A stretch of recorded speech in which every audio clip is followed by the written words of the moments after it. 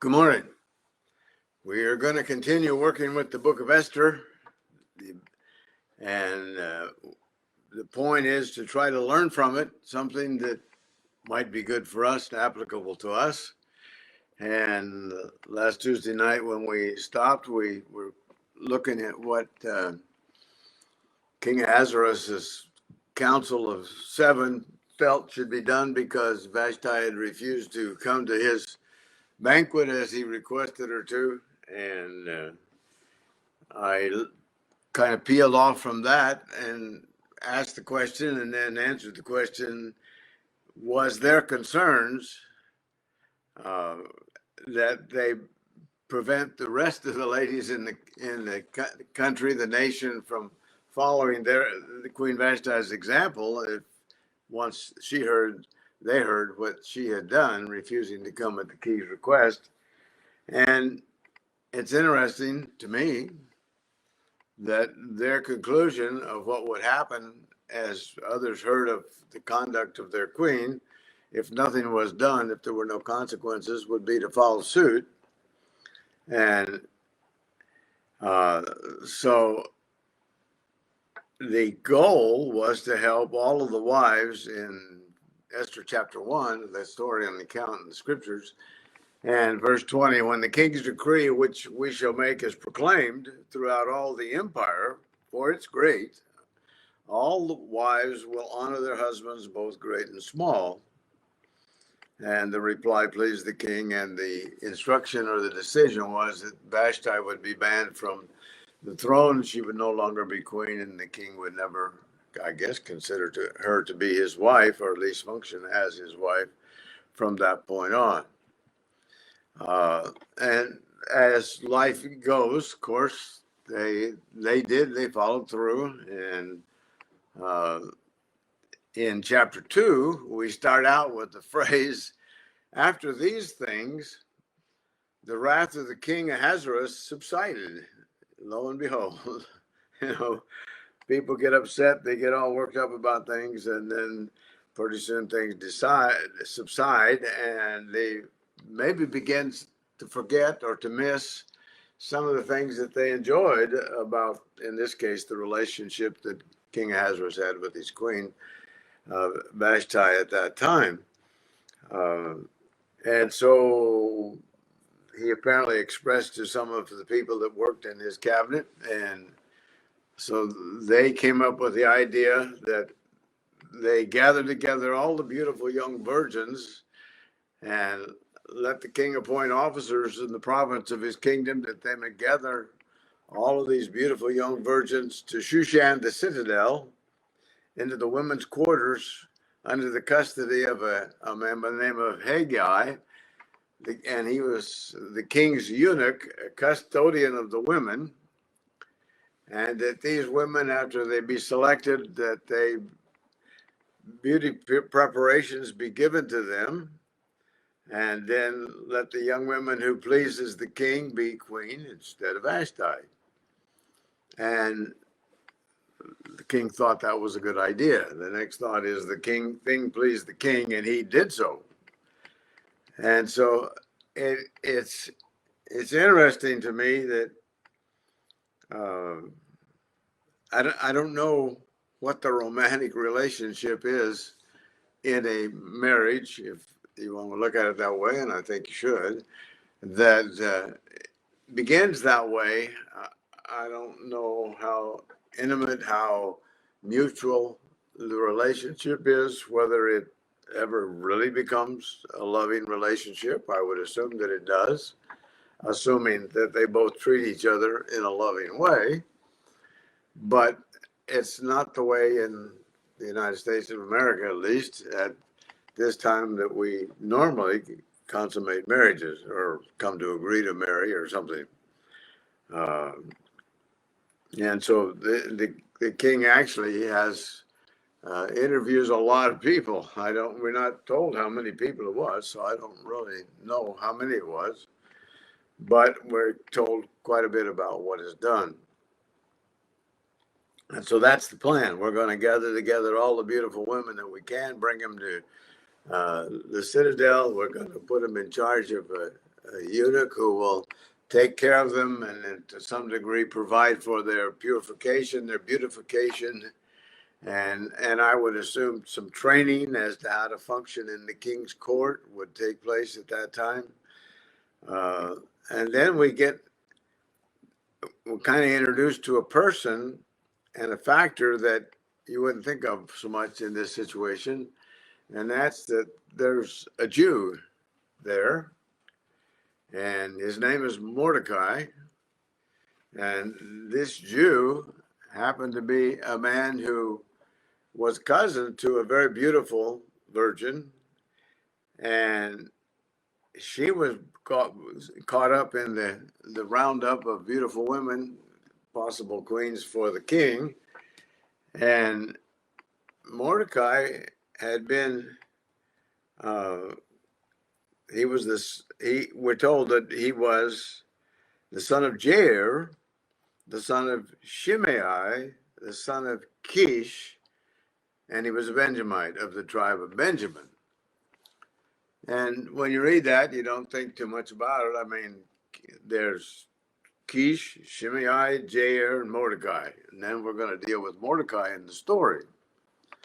But then in the next verse, the 6th verse of Esther chapter 2, why there's another observation that Kish had been carried away from Jerusalem with the captives who had been captured with Jeconiah, the king of Judah, whom Nebuchadnezzar, the king of Babylon, had carried away. So for, I would say, at least completely part of 2 generations and part of the life of Mordecai, which would be a 3rd generation, and a portion of the life of Kish, which would have been a 1st generation, they had not been in Jerusalem. They were Jews. They were taught the Mosaic Law by parents and others that were in the process of teaching people what they should or shouldn't do and how they should walk and what would please God and what wouldn't. But there's roughly 3 generations since they've been in Jerusalem. And so it's when you get to going back and thinking about it, you think, okay, you go back to Babylon and Nebuchadnezzar taking Jeconiah, the king of Judah, back, you're going back a long ways, quite a ways. And if you look at it as one of the things that I find I'm doing more and more is Googling things, but I had the question in my thinking is, how long would you consider a generation normally, or is it generally considered, how many years did it take for a generation to be counted as a generation back in those times in biblical history? And when you Google it, well, you get 35 years. So if you got 35 years and 3 generations, that's 105 years.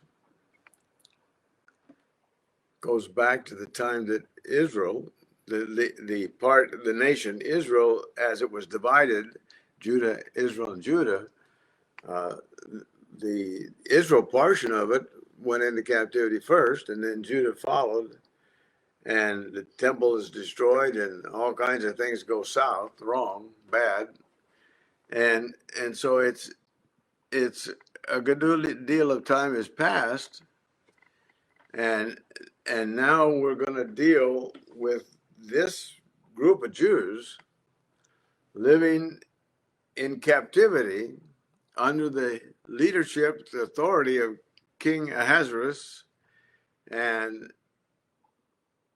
but yet they're still true, to some degree, some of them anyway, to the God of Abraham, Isaac, and Jacob.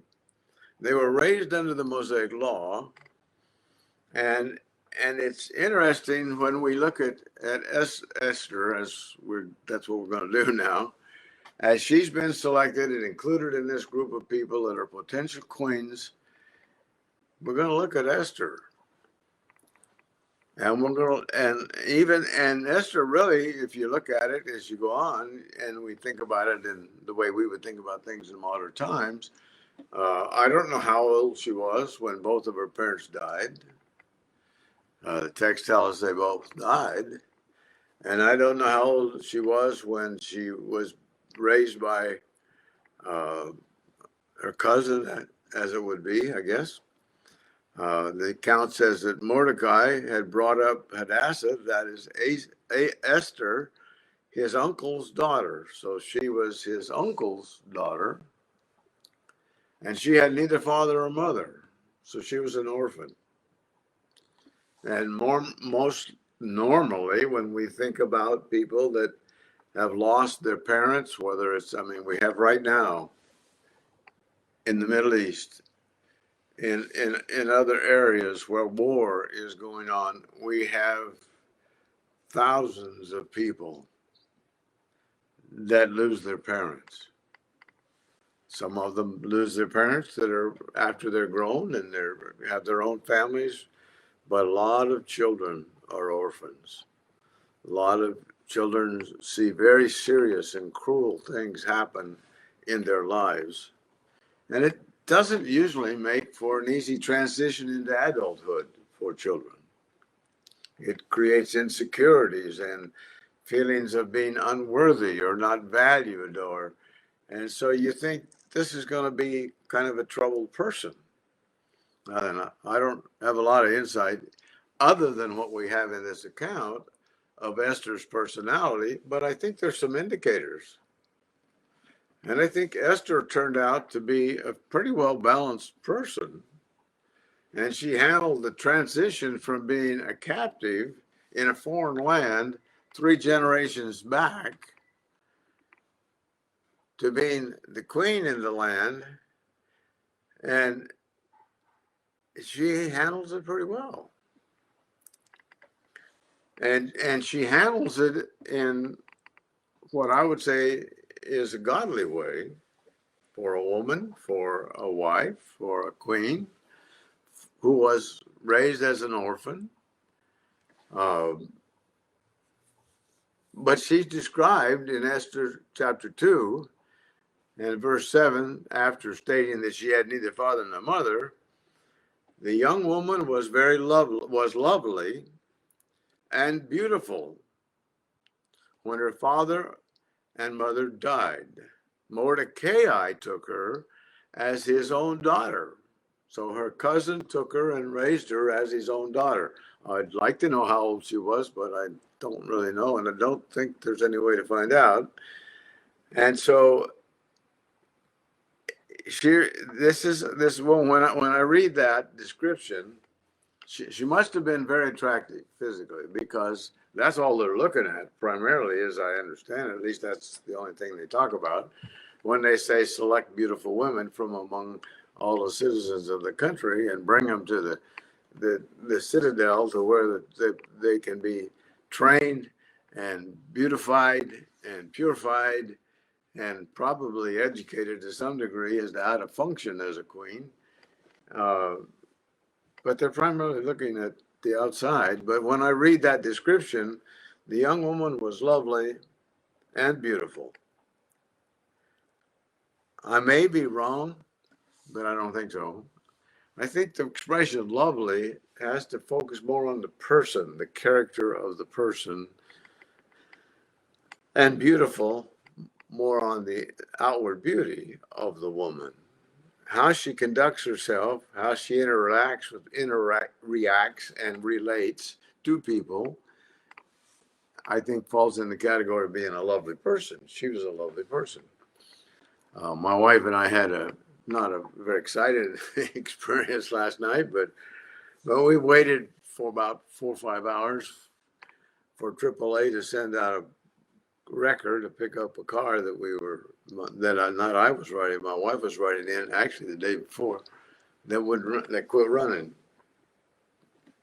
And we sat there, we were told the time, wrecker be there in an hour. A little bit later, we get another prediction for another period of time, and then another, and a lot of calls, and nothing's happening. And finally, we're told that they're sending one wrecker, but the town they're sending it from is actually an hour, roughly, from from where we were sitting, and they'd just been told to come. So, and we'd already been waiting 3 hours, 4 hours. Anyway, when they got there, that's what I was going to talk about. My wife's first language is Spanish, and my first language is English, and Spanish is not really even a good second language for me. But the driver jumped out of the tow truck, and a young woman that was with him jumped out on the other side, and when she jumped out, I suspected that she might speak Spanish, and my wife was talking to her, and she asked my wife in Spanish, "Do you speak Spanish?" And my wife immediately responded, "Yes, I speak." And instantly, it was nonstop, rapid communication, happy to meet each other, all in Spanish. But if I were to look at that woman, I would say that she was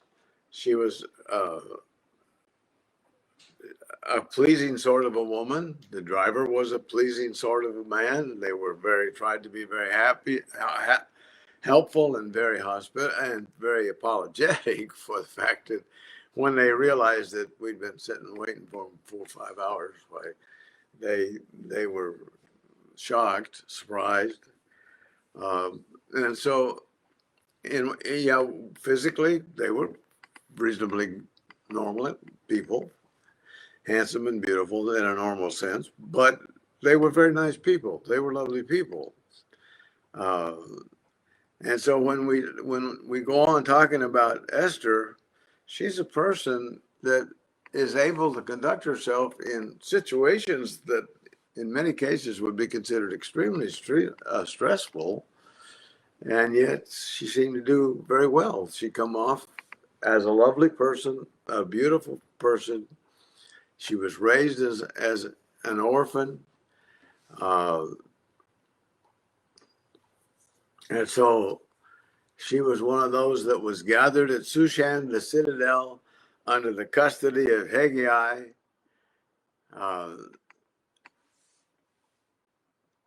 And Haggai was in charge, apparently, of all of the women. So he must have had a prominent place.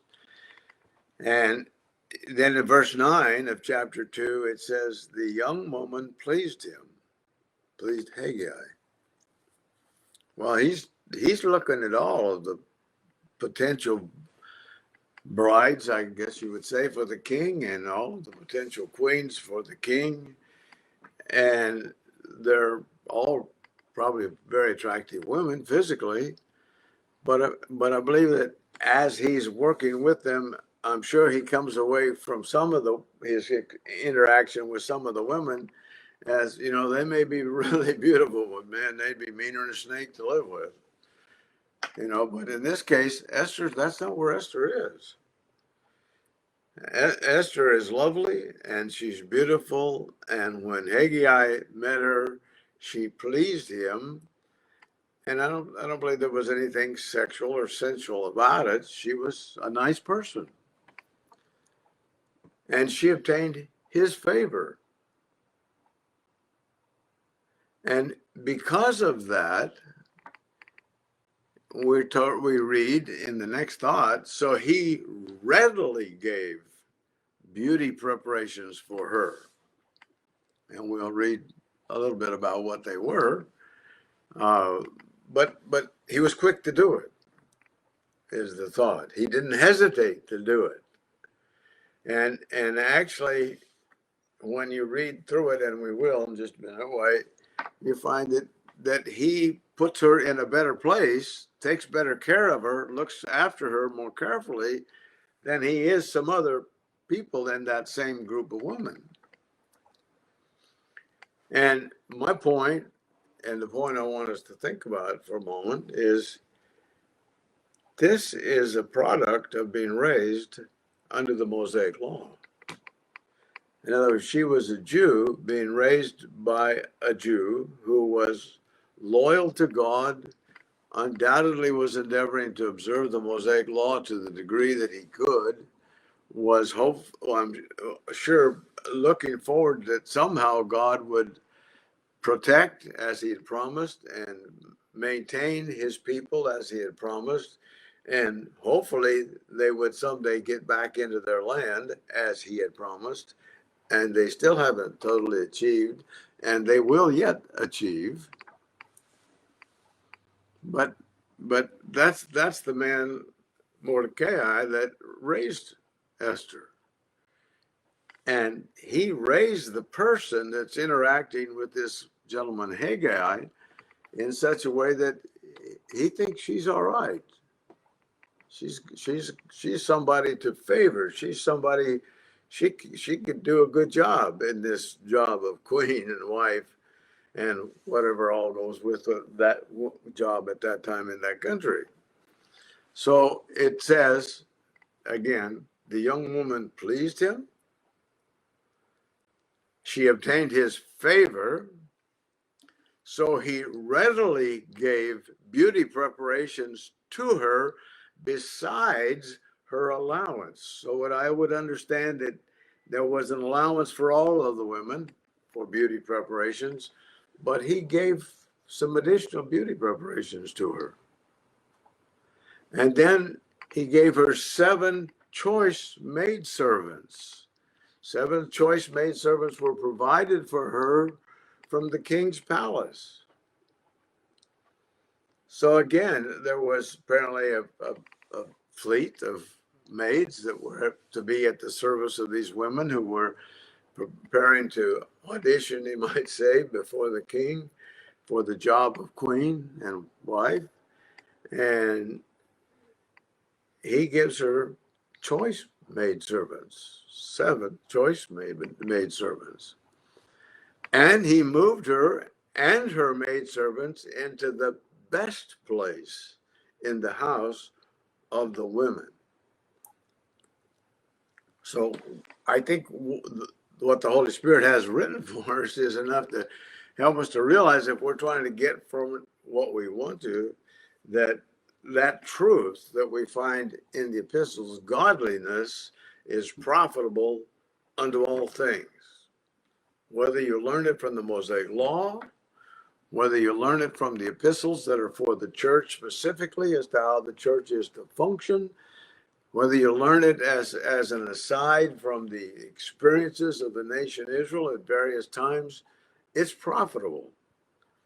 And what she does and how she thinks and the beauty that she presents is consistent with the inward beauty that Peter speaks about in 1 Peter chapter 3 of a gentle and a quiet spirit. A gentle and a quiet spirit. Because she could really be uptight about where she is if she wanted to be. She could really be obnoxious if she wanted to be, thinking that, well, I'm more beautiful than all the other women under the reign of King Ahasuerus, and look down on everybody. But she isn't doing that apparently. And then the last point in this particular part of this story is that we find in verse 10 that Esther has not revealed her people or her family. For Mordecai had charged her not to reveal it. Okay, so what all the dynamics were as the Jews functioned under King Ahasuerus, Mordecai had told this young lady that he'd raised as a daughter that don't let anybody know you're a Jew, and don't tell them the family you're from. Well, she could have said, look, I'm going to be the queen of the land. I'm going to do what I want to do. You're not going to tell me what to do. In fact, it's interesting when you start Googling around with stories in the Bible, you find people. I run onto an article. I may say more about it publicly, I may not, but the writer was a woman, and she lives in California, and she has had a significant education, and I think it would be fair to say she's at least pointed in the direction of being a feminist, if she's not a feminist. And she's trying to point out the fact, as I've heard several people do, that in the Bible there's another number of women that God has used in a very prominent way. And the point, and in her article, it's mentioned that he's endeavoring to help us to turn from our patronic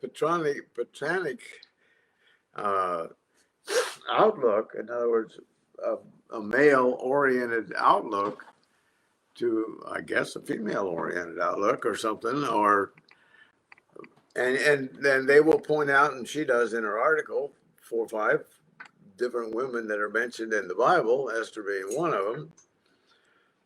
But that's only an issue, and you only can make that point if you create a problem that God didn't create when he created Adam and then created woman, Eve, as a helpmeet to Adam so that they could do what God wanted them to do. And because one is male and the other is female doesn't mean that one is inferior, one is of less value, one doesn't have as important a place.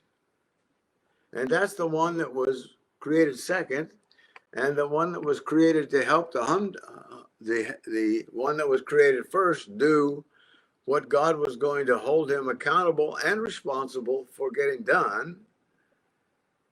There's no, it's like trying to talk about inferiority in God. When in the beginning was the Word was with God, the Word was God, the Word became flesh and dwelt among man.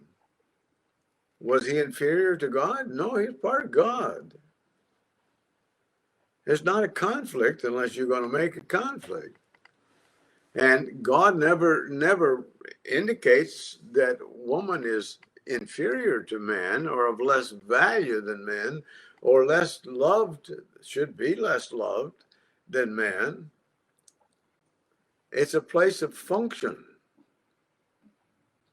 And so you don't have the conflict. If you have somebody that and I don't, let's suppose you think it shouldn't be a it should be a matriarchal society rather than a patriarchal society. Okay, are you going to have the man be inferior to the woman then? So what have you accomplished? And yet when you look at what is one of the more important things that God wanted Adam to do, multiply and replenish and populate the world, he couldn't do it without a woman. He could not do it.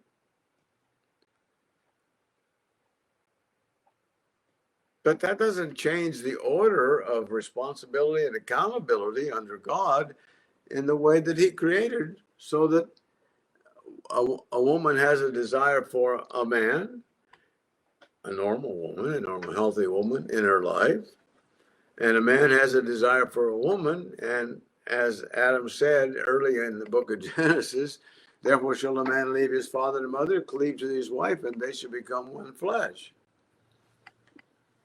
And the result is that man is able to bring children into the world through his wife.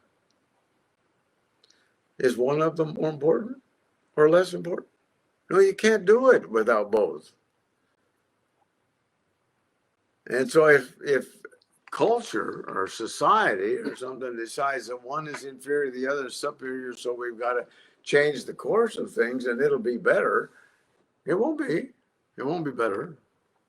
And you may change the outlook of some people, but it doesn't change the facts. So here's Esther, old enough to be the queen, and she's still abiding by something that her cousin had told her: don't disclose your nationality and your family. Mordecai had charged her not to reveal it, and she did not. She obeyed. And that says a lot about her respect for God, his order, his rule, and the wisdom that she felt that Mordecai had. She submitted to it. And then the account goes on to say that every day Mordecai paced in front of the court of the women's quarters to learn of Esther's welfare and what was happening to her. In other words, he was concerned for her. He loved her. He cared for her as a daughter, as a father would for a daughter. And he wants to see things go well, and he probably knows very well that things could go bad in a situation like that. So after they've spent the time getting together, and when you look at it, it wasn't something that happened in 30 days, prepare them to be with the king. Each woman's turn came to go into King Ahasuerus after, it says, she had completed 12 months of preparation, a whole year. And she's put in a women's quarters where she's looked after by eunuchs who provide what they need and what the king wants them to have to prepare them to spend some time with, actually to spend one night with him in anticipation of maybe being queen. 12 months preparation according to the regulations for the women. And thus were the days of preparation apportioned. 6 months with oil of myrrh. I don't know whether they put a big tub full of it and floated in it, or whether they massaged it into their skin. I don't know what the whole performance was, but 6 months with oil of myrrh, and then 6 months with perfumes and preparations for beautifying women. I don't know what they were, but it was whatever the king had decided, and the council of whoever he considered, that this is what would make a woman more desirable, healthier, a better queen. Thus, each woman was prepared and went to the king, and she was given whatever she desired to take with her from the women's quarters to the king's palace. So all of what she was taught, all of what she was provided with in the way of perfumes and beautification, and if she had anything, maybe they would want to take certain foods. Maybe, I don't know. They had one night with the king, and that was it. Unless he was impressed enough with them that he wanted them to come back, and actually called them back by name. They wouldn't go back. That was the end of it. But it's interesting that she could take anything from the women's quarters she wanted to. And the schedule was in the evening she went, and in the morning she returned to the second house of the women. She never went back to the same place. She was no longer under the control of the same eunuch. And she went into the custody of another eunuch called Shashgaz, the king's eunuch who kept the concubines. And she would not, this is the statement, that she would not go into the king again unless the king delighted in her and called her by name.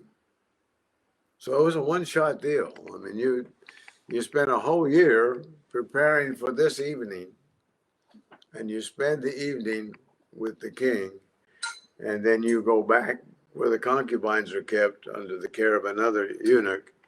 And if the king wasn't impressed enough that he calls you back by name, you're done with that endeavor.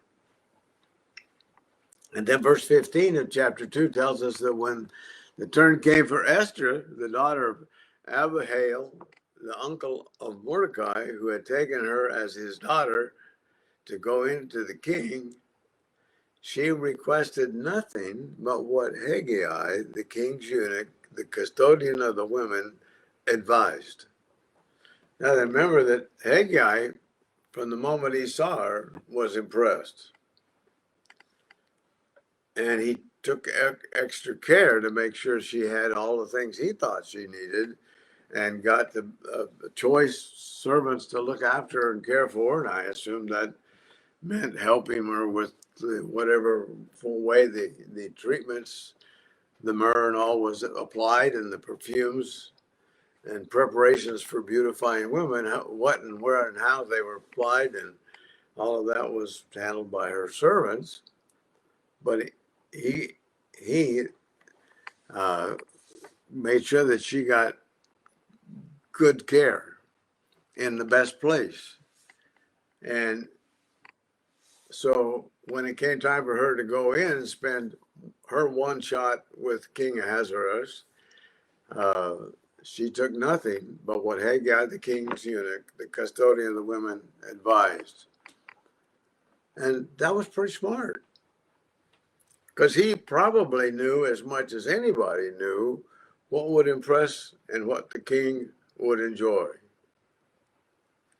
And so whatever coaching he would give her, whatever suggestions he would make as far as perfumes, whatever suggestions he would make as far as oils and things that they would take with them, he probably knew as much as anybody knew. And she was satisfied. That's fine. Did she know it was going to work? No, she didn't know it was going to work. Was she going to get called back again? She, like all the rest of them, didn't know. But there's an interesting kind of an end to this portion of the story. It says, Esther obtained favor in the sight of all who saw her.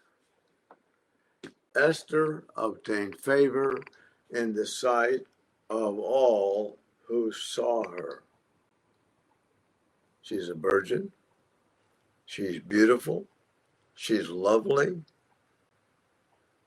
She finds favor, obtained favor in the sight of all who saw her.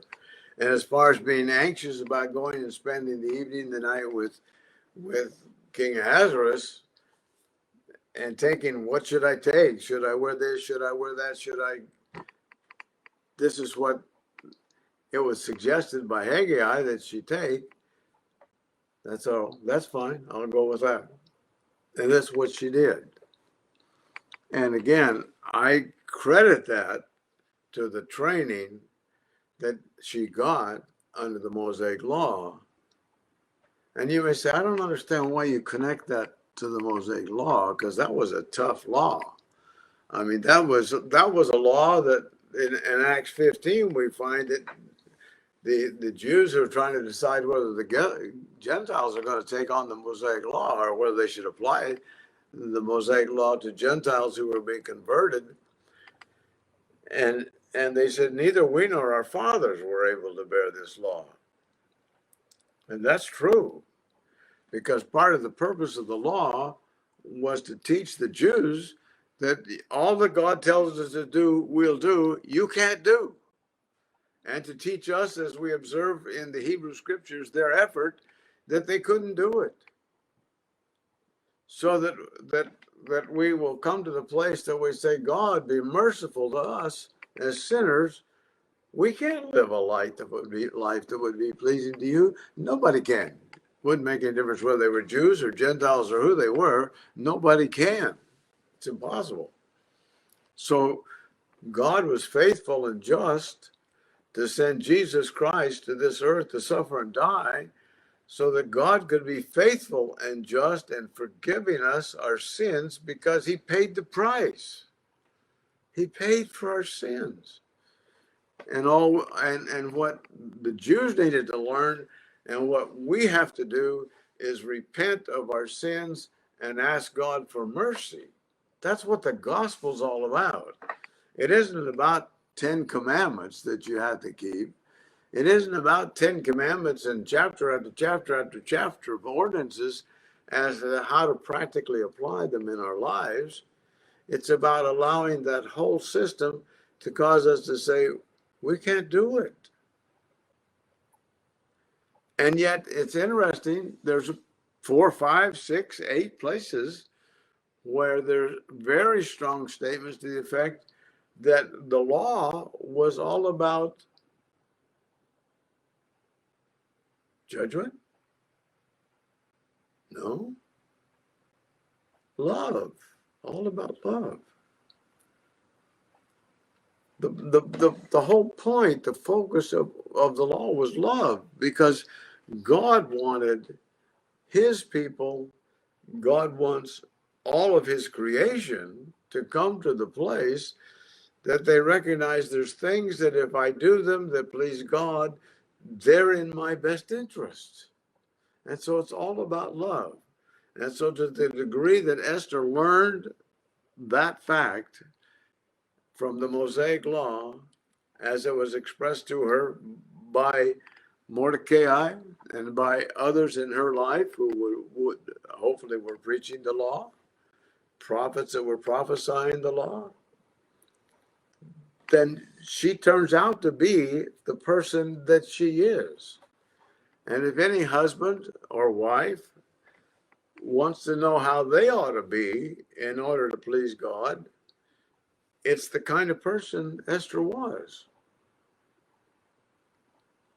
And so it's to me it all fits. She, while you might say that the love that was presented and people could learn from the Mosaic law didn't change her physical conformation.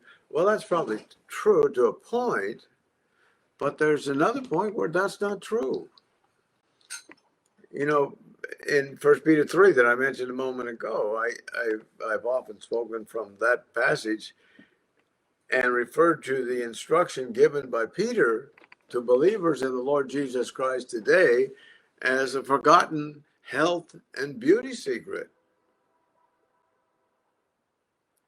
To be able to rest, to be able to trust the ornament of a gentle and a quiet spirit tends to produce people that are lovely and beautiful. A gentle and a quiet spirit. So it does connect. It does connect. And of course, the test that Esther's going to go through as she faces what's coming next is that the number 2 man under King Ahasuerus hates Jews. And he wants to exterminate the Jews that are in the land that's controlled by King Ahasuerus. And he doesn't know that Esther's a Jew. And King Ahasuerus, after she becomes queen, doesn't know that she's a Jew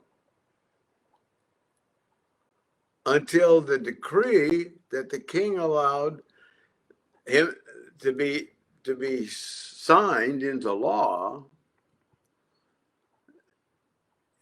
Until that is the Mordecai signs that into law, she doesn't let them know. But then a big part of the story is she goes before King Ahasuerus without an invite, which puts her life on the line, and asks something. And so that's the way it goes. But I'm getting ahead of the story. So King Ahasuerus puts all of these women through this beautification program. Esther's one of them. And in verse 16 of chapter 2, so Esther was taken to King Ahasuerus into his royal palace in the 10th month and on the 7th year of his reign. This is, and so the king, we read in verse 17 of chapter 2, loved Esther. Okay, he loved her more than all the other women. And she obtained grace and favor in his sight more than all the virgins. So he set a royal crown upon her head and made her queen instead of Vashti. So she won. And she has a royal crown on her head. She's the queen. And verse 18 of chapter 2 tells us that the king made a great feast, the feast of Esther. So she not only was there a great feast, it was the feast that honored in her name for all the officials and the servants. And he proclaimed the holiday in the provinces, and he gave gifts according to the generosity of a king. And when the virgins were gathered together a second time, Mordecai sat within the king's gate, we read. And Esther had not revealed her people, just as Mordecai had charged her, for Esther obeyed the command of Mordecai as when she was brought up by him. Okay, so his influence is still important to her. Pleasing him is still important to her. And then we get an account of something that happened that really, it puts Mordecai in a situation where he's going to be exalted in the kingdom himself, but it puts him in a situation where he's have to lose his life. Esther's have to lose her life. All the other Jews are have to lose their lives, but because of what Mordecai is going to do right now, it's something that God allowed or caused that's going to enable Israel to be protected. So Mordecai sits within the king's gate. Esther's not revealed her nationality. And when Mordecai is sitting within the king's gate, he hears of the fact that there's two eunuchs that are gatekeepers by the name of Bigthan and Teresh, and they're furious with King Ahasuerus. And Mordecai hears of that, and they were so angry that they were wanting to lay hands on King Ahasuerus. They had plans to lay hands on him and kill him. And Mordecai found out about it, and so he tells Esther. That's really his primary contact with anybody inside the kingdom, the palace. And it's interesting what Esther does with it. Again, it's consistent with Esther being a wise and loving and kind person. Okay, she can do two things with it. Three things, I guess. She can ignore it, say, my cousin just thinking, dreaming, imagining things are going to happen. Probably it's not going to happen, and not tell anybody. She could go tell King Ahasuerus that she just come onto this information and he better do something about it to protect himself so that she would get the credit for it. Or she could tell King Ahasuerus in the name of her cousin Mordecai, so that Mordecai would get the credit for it. And that's what she does. She informed the king in Mordecai's name. And when an inquiry was made into the matter, it was confirmed. And both were hanged on a gallows. Bigthan and Teresh were hung on a gallows. And it was written in the book of the Chronicles in the presence of the king. So Mordecai's protection of the king from being assassinated by two people that were gatekeepers that were upset with him is carried to the king via Esther in the name of Mordecai and recorded in the Chronicles of the king, so that in the event which does come up, that King Ahasuerus is reminded of it, that Mordecai will get the credit.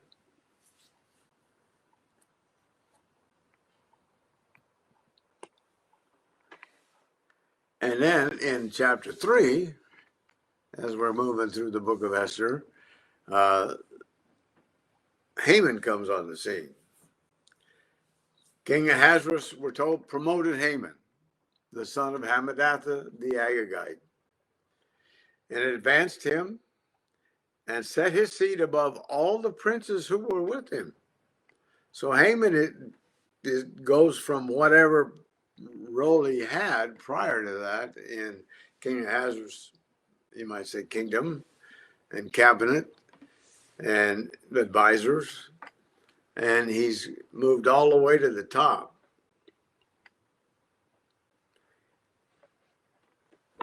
And they advanced him and set his seat above all the princes who were with him.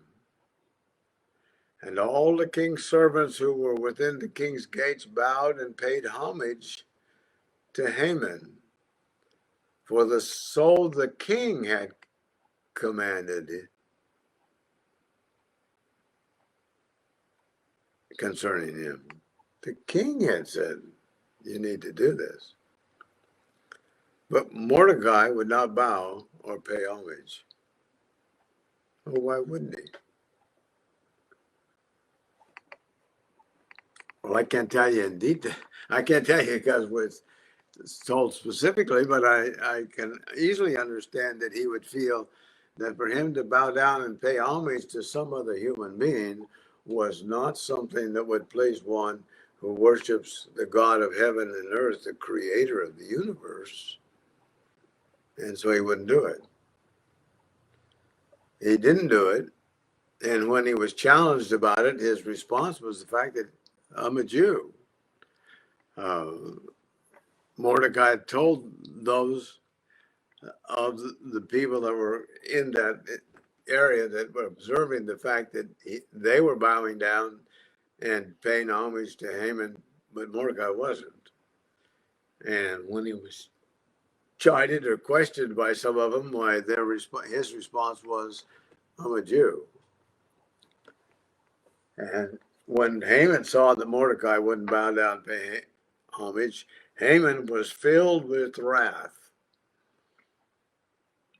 Now, if you get to thinking other people need to bow down and pay homage to you, and if they don't, you're furiously angry, you got a problem with yourself.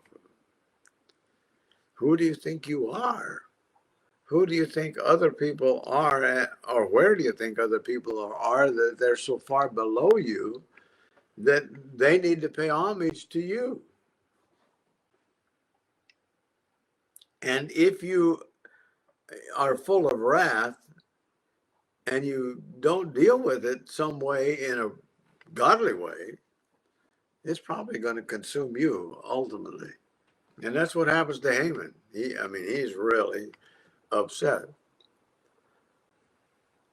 He was filled with wrath, but he was afraid to lay hands on Mordecai alone, for they had told him that Mordecai was a Jew. So Haman's approach was, in verse 6 of chapter 3, he disdained to lay hands on him alone, but Haman sought to destroy all the Jews who were throughout the whole kingdom of Ahasuerus, the people of Mordecai. He wants to kill them all. Now, we today in the United States have stuff going on in the Middle East surrounding Jerusalem and other Middle East countries. And there's some of them that today are set on destroying all the Jews.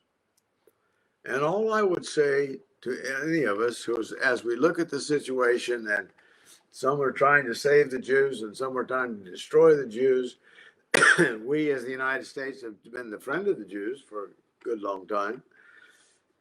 But this has been going on ever since this time we're reading about in the book of Esther. Somebody by the name of Haman is trying to destroy all the Jews. And he has a scheme, a plan by which he's going to do that. And so we read in chapter 3 and starting with verse 7 that in the month Nisan, in the 12th year of King Ahasuerus, they cast a lot, or pur, before Haman to determine the day and month until it fell on the 12th month, which is the month Adar. And then Haman said to King Ahasuerus, now here's a proposition for the king. There's certain people scattered and dispersed among the people in all the provinces of your kingdom. Their laws are different from other people's laws, and they do not keep the king's laws. So often you find among politicians and people that are trying to manipulate other people, they set up a proposition, a potential hazard, something that is going to happen, or they try to make somebody something that they're not, or feeling something that they don't, by telling half truths. That's what Satan did with Adam and Eve in the garden. Your eyes will be opened, you'll be like God, you'll know good and evil. Oh, that's a big deal. You get to know two things. No, you're only going to learn one of them. It's evil. Well, in this case, Haman says to King Ahasuerus, these people, they have different, their laws are different from other people's. Well, that was true. Jews that were part of the Mosaic law and respected the God of the Mosaic law, that was different than other people's. But then the next statement, they do not keep the king's laws, that's not really true.